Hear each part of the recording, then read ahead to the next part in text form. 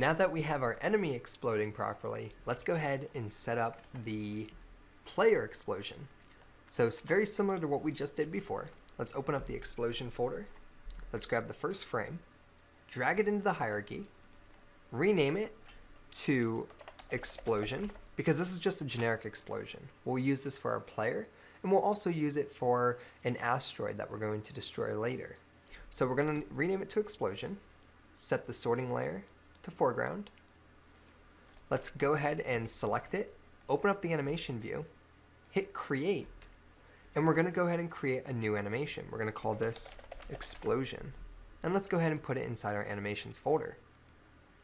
You'll see here it automatically added an animator controller, and also while we have explosion selected, let's hit the record button and let's select the explosion 0.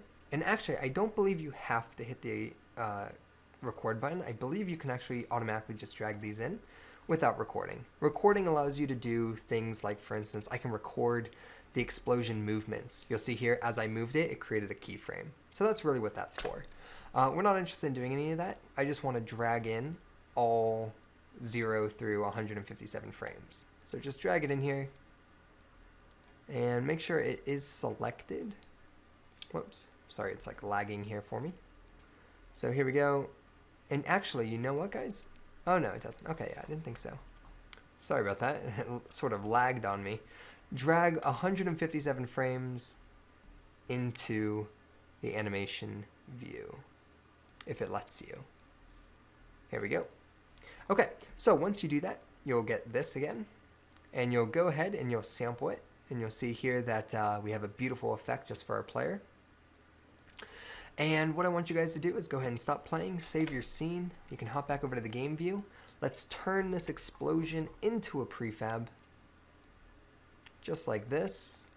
He is good to go. If we check out his controller, you'll see that he does have an explosion that he's going to play as soon as he starts.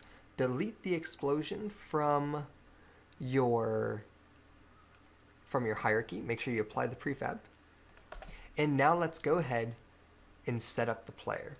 Similar to what you did with the enemy, I want you to go ahead and make it so that when the player dies, then you instantiate the explosion at the player's position. All right, I'll see you in the challenge review.